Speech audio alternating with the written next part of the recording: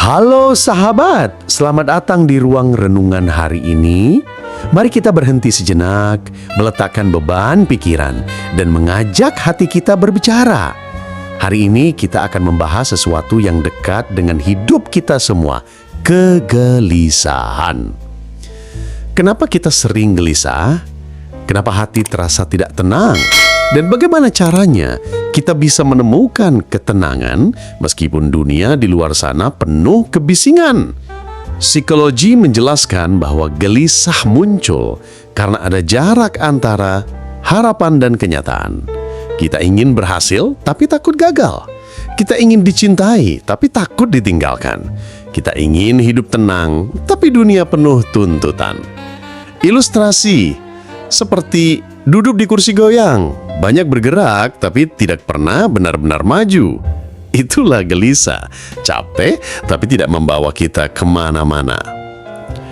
Pikiran manusia punya kecenderungan membesar-besarkan masalah. Dalam psikologi ada istilah catastrophizing, kecenderungan membayangkan hal terburuk. Padahal 90% hal yang kita khawatirkan tidak pernah terjadi. Cerita singkat, ada seorang siswa yang gelisah menghadapi ujian. Ia membayangkan gagal, dimarahi orang tua, masa depan hancur. Tapi kenyataannya setelah ujian selesai, ia lulus dengan nilai cukup baik. Gelisah membuat kita menderita dua kali. Sebelum masalah datang dan saat masalah benar-benar datang. Psikologi modern menawarkan banyak cara menenangkan diri. Salah satunya mindfulness, kesadaran penuh terhadap apa yang sedang terjadi tanpa menghakimi. Latihannya sederhana, tarik napas dalam, rasakan, hembuskan perlahan. Katakan pada diri sendiri, aku hadir di sini, saat ini, aku aman. Ayo latihan 1 menit, tarik napas bersama, 4 detik tarik, 4 detik tahan, 4 detik buang. Diam sebentar, lalu lakukan selama 5 kali, baru ulang-ulang. Banyak kegelisahan datang bukan dari keadaan, tapi dari cara kita melihat keadaan. Psikologi kognitif menyebutnya cognitive reframing, mengubah bingkai pikiran kita. Contoh, daripada berkata, aku gagal, ubah menjadi, aku belajar sesuatu dari pengalaman ini.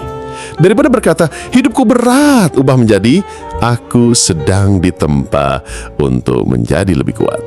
Dengan mengubah cara pandang, beban bisa menjadi pelajaran. Kita bukan makhluk yang bisa hidup sendirian. Hubungan yang sehat bisa mengurangi kegelisahan.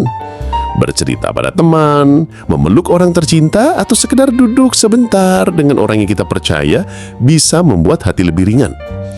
Banyak kegelisahan muncul bukan karena kita mencoba mengendalikan hal yang di luar kuasa kita. Psikologis menyarankan acceptance, penerimaan. Terimalah bahwa tidak semua hal berjalan sesuai keinginan. Fokuslah pada apa yang bisa kita kendalikan, sikap, respon, dan usaha kita. Syukur adalah obat kegelisahan.